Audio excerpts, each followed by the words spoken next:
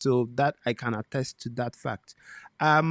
So for international students, most of them would love to get some experience after their program.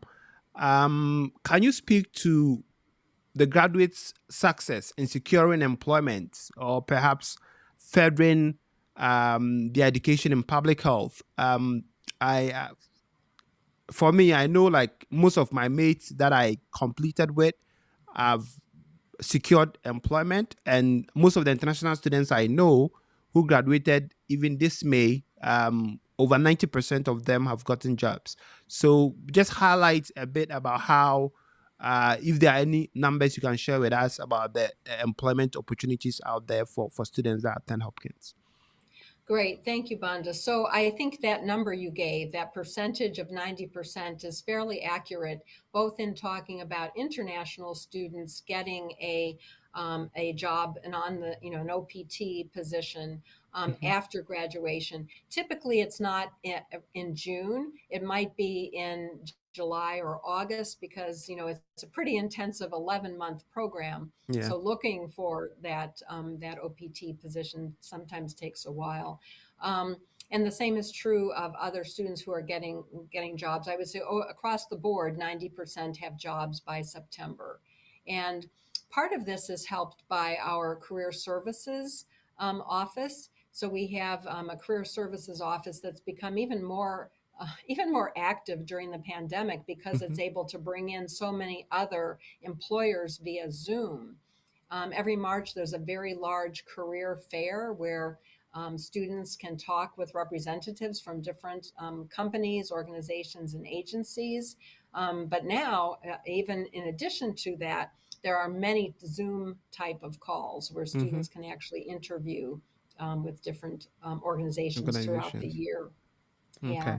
So that is, those are some of the ways in which students, do move forward. And then we do have sometimes students who decide they want to go on for a doctoral degree right Yeah. away.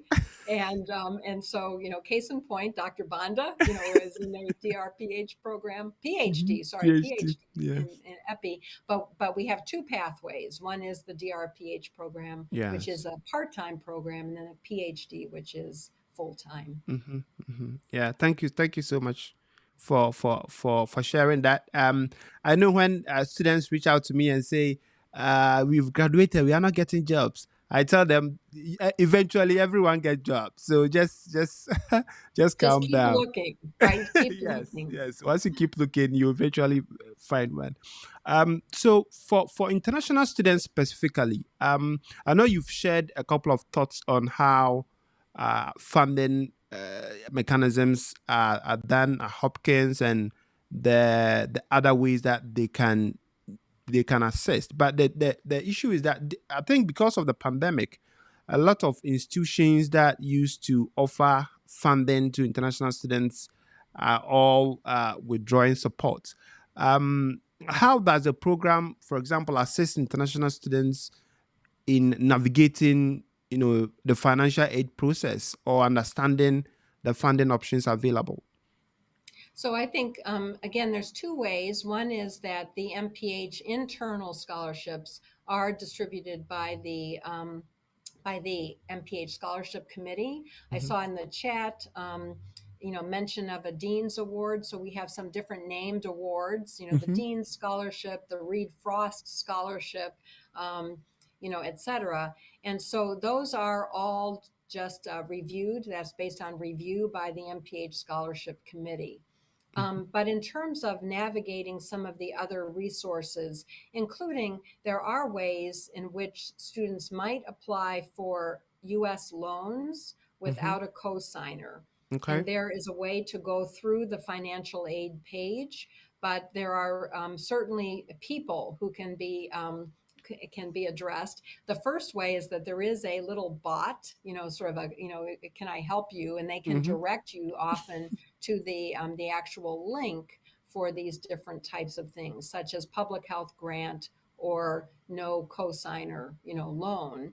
But then there are contacts, under financial aid. It will say contact this individual, and they would be also willing to help navigate because it can seem like a big it can seem like a big mess in terms of a lot of information on a website, Yeah. but if you have Hmm. a person explain it, and so just be sure to find the contact on the website and somebody would get back to you.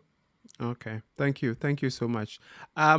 The for I know the program is is extremely short and it's fast paced.